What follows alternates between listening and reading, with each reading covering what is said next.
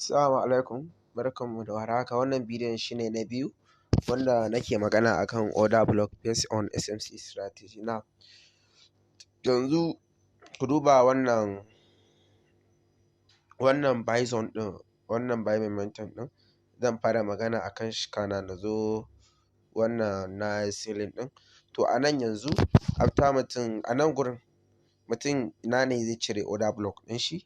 To kamar yadda na faɗa a baya, order block kala-kala ne, yana da yawa tunda na yi bidiyo akan wancan. To ana ma zan ƙara wasu nuna wani order block wanda ba yana nufin candlestick guda ɗaya ba ne, yadda za ka cire order block ɗinka. Na mai ji in yana tare da ni insha Allah zuwa ƙarshen bidiyon zai fahimci komai akan ya order block ɗin yake da sauransu.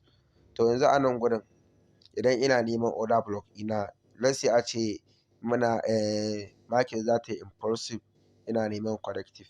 To in zan cire order block ina, kun ga da fari wannan shine last candle ina before buy din nan a tafi wannan zone din, wannan shine last candle ina. To shine zan zo in ɗauka a matsayin order block ina kamar haka. Shine zan ɗauka a order block ina idan market ta dawo ta yi meditate sai in yi abin da zai. To sannan duk order block yana buƙatar imbalances. Wannan ga imbalances ɗinsa nan, ga shi nan a nan haka, kamar daga nan sai in nuna muku zuwa hakan nan. To wannan gap ɗin da kuke gani a nan gurin, to shine ake kira da imbalance, ma'ana ko fair value gap. Wannan gap ɗin saboda zaren wannan candle ɗin stick ɗin zarensa bai shiga cikin nan ba, to hakan ne ya ba da wannan damar order block ɗin ne ya zama valid order block. To ga wani order block a cikin wannan order block ɗin akwai wani, to shi muke kira da inside bar. Wannan inside bar ɗin ma'anan inside bar kenan, duk candle ɗin da yake cikin candle ɗin da yake bayansa, in dai bai yi breaking high ɗin shi ko low ba, to shi wannan ba shi da amfani, ba shi zai hana ka ɗau order block ɗinka a matsayin order block ba. Wannan candlestick ɗin kun gan shi yana ciki, shi ake nufi da inside bar kenan. Kun gane? Ina fatan kuna tare da ni. Wannan candlestick ɗin ba shi da wani amfani. Inda a ce zanensa ya yi breaking ya zo daidai nan, to ya yi out, ya yi high da wannan. To yanzu wannan shine master candle. Wannan candlestick ɗin sai aka fita, to da aka dawo ba a yi zo an ya zama babu wannan imbalance, akwai imbalance ba a yi balances ba, akwai imbalance. To let's say a ce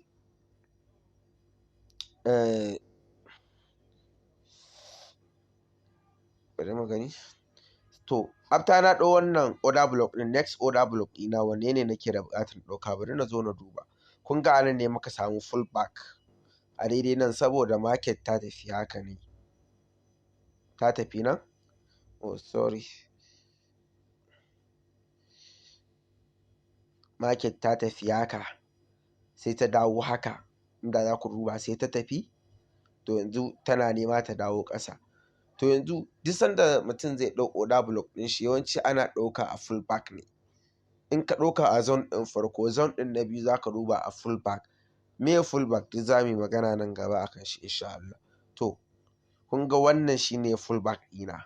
To daga nan zan zo in fara neman last selling candle wanda ya selling na ƙarshe before market ta fara up. To da kanshi zan fara neman ina order block ina yake. In ban samu ba sai in tafi na samansa. To haka ake neman order block. In Allah ya kai mu mun je chat za ku ga yanda yake possible. To yanzu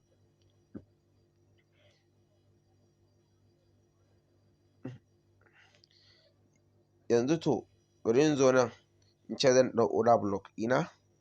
Bari mu gani. Kun ga wannan shine last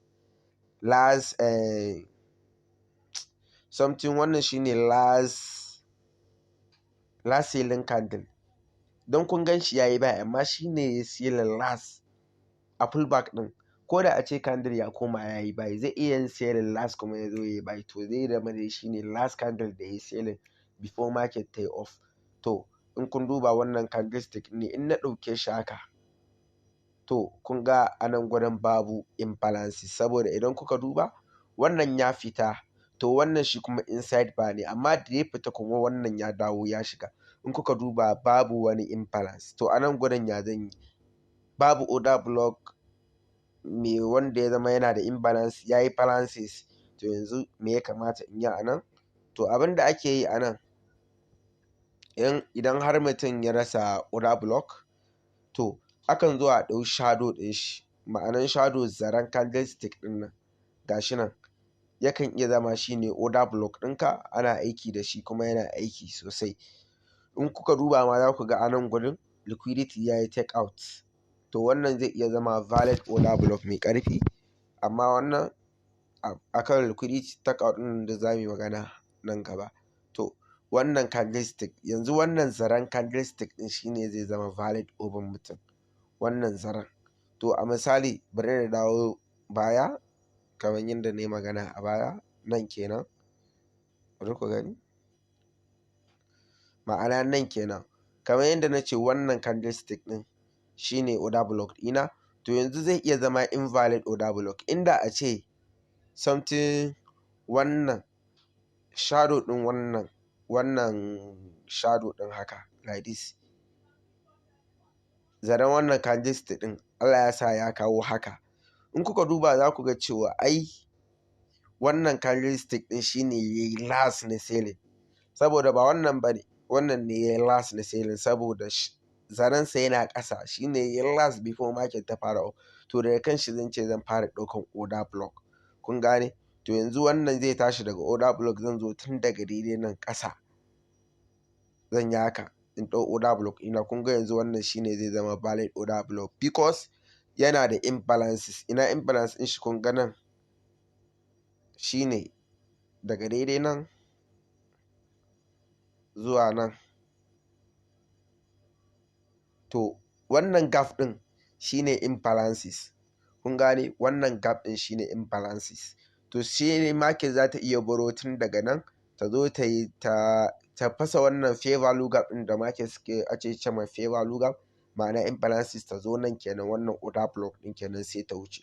To ya zan yi in ya kasance shi ma wannan ya kasance kamar candlestick ɗin nan zare ya shiga nan ƙasa da sauransu? Bari in kwatanta muku da nake nufi.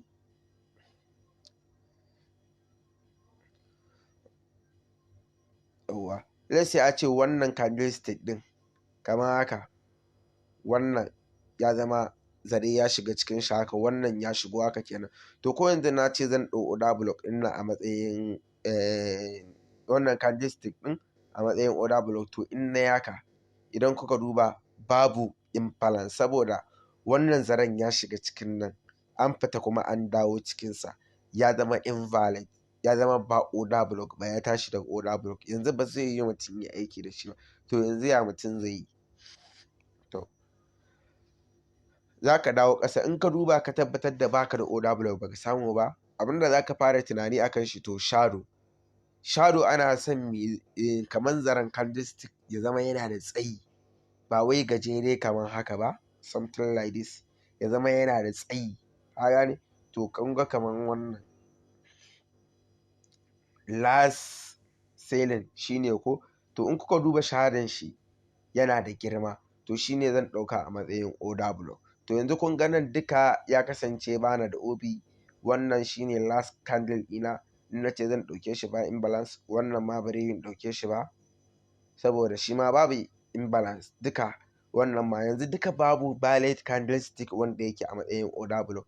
Yanzu duka na yi aiki da shadow ne, shine order block ina a nan gurin, saboda babu order block na candlestick sai dai shadow. To yanzu shine mutum zai iya ɗauka a matsayin valid order block ɗin shi kuma yana aiki normal. To bari mu dawo nan na biyun nan, za mu yi magana a kan shi.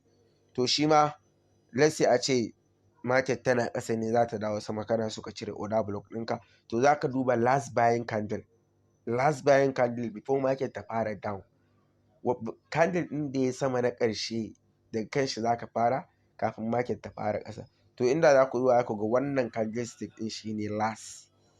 To in na ɗauke shi, kun ga zai yiwu babu imbalance, saboda market ta fita kuma an dawo cikin shi an yi middle yanzu babu wani order block, ba zai in ɗauke shi a matsayin order block ba, to sai na haƙura sai mutum ya yi ƙasa,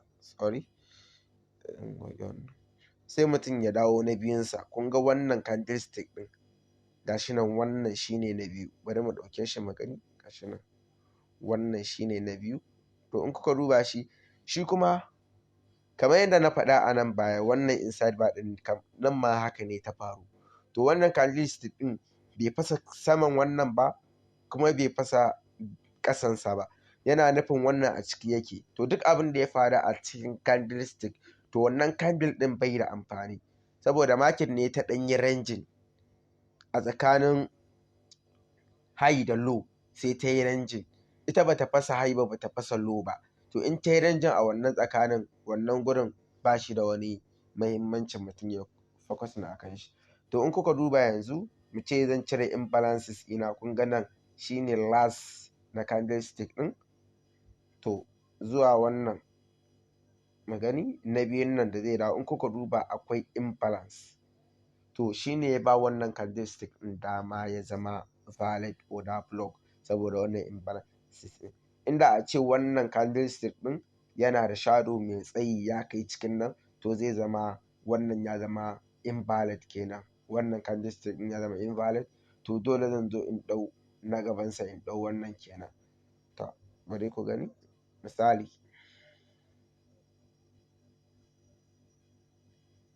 misali shine, let's say a ce wannan candlestick ɗin zarensa ya shiga nan ya haura sama. To yanzu in na ɗau wannan a matsayin order block ɗina ba zai yiwu ba, saboda in na haka za ku ga cewa babu imbalance, an fita kuma an dawo cikinsa an yi middle, babu balances. To ba zai taɓa yiwuwa in ɗauke shi ba, yanzu ya tashi a matsayin order block, zan matso na gabansa. To wannan ka kumanta na ce muku a ciki yake, ba shi zan bai da amfani. To after na gaban, daga wannan candlestick na gaba wanda ya breaking low ko kuma high, in kuka duba wannan ya yi breaking low, bai yi breaking ɗin high ɗinsa a nan ba, amma ya yi breaking low. To sai yanzu in ɗauke shi kamar haka, in na ɗauka kun ga yanzu shi kuma yana da mai imbalance. In kuka duba daga daidai nan last ɗin shi, last candle ɗin zuwa daidai nan kenan, tunda wannan daidai nan ya tsaya bai shigo ba. To in kuka duba, to nan ne imbalances ɗina. To ma'ana wannan order block ɗin kenan ya zama valid a matsayin order block. Kun gane? Fatan kuna fahimta. Saboda gaskiya mutum sai ya kalla sosai ya ƙara kalla. Kallo ɗaya mutum ba zai ya ce ya fahimta ba, sai ka kalla ka ƙara kalla, abin zai ɗauke ka lokaci kafin ka fahimta. To bari, to next in zan ɗau OB na, yanzu wannan ya zama valid order block ina saboda na da imbalance. To next in zan ɗauki order block ina a nan, ya zan yi a nan, za ku ga kamar market ɗin directly ba wani fullback, amma akwai fullback. Duk da dai zan koyar nan gaba akan meye fullback, ya fullback yake aiki da sauransu. To in kuka duba market ɗin da ta zo nan, shine last buying before market ta fara selling, shine high level ɗinmu. To sai market ta yi ƙasa direct, nan babu out. In kuka duba haka ta yi ƙasa direct, wani zai ga kamar cewa nan an koma ne, nan gurin ma'ana kamar an koma, no, wannan candlestick ɗin inside bar ne, ba komawa ba ne, ranging ne. To kawai market direct ƙasa ta yi, in kuka duba har zuwa kusan daidai nan. To sai anan market ta zo, sai anan market ta zo ta yi breaking, wannan shine candle na bayan wannan. To anan kuka duba ya yi breaking high ɗin wannan, shine ake nufi da valid fullback, sai aka dawo aka wuce. To kun ga anan ba mu samu fullback ba, amma a ganin mutum zai ga kamar akwai fullback, amma anan kuma mun samu fullback. To fullback yana da matuƙar amfani based on mu da muke trading SMC. To insha Allah duka dai soon zan yi bayani akan shi. To yanzu in zan ɗau order block ina, zan duba ina ne fullback ɗina. To kun ga inda nake da fullback ɗina nan ne. To zan zo in duba wanne ne last buying candle, shine last buying candle a fullback ɗin. To shine zan ɗauka a matsayin order block ɗina. To zan zo in ja shi haka. To in kuka duba za ku ga cewa yana da imbalance. In kuka duba ga shi daga daidai nan, to da yake ba wani candlestick da ya buɗe, to yanzu da a ce za a samu wani candlestick wannan selling ya zama a ce an samu candlestick kamar haka, bari na kwatanta muku something like this.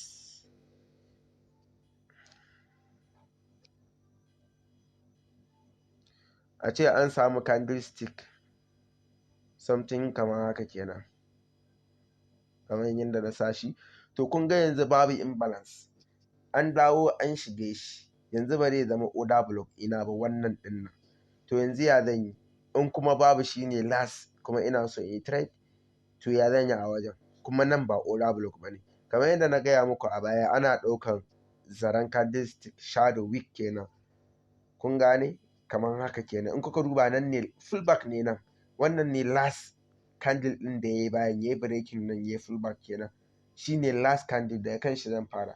To in na ɗauka haka, in na tafi sorry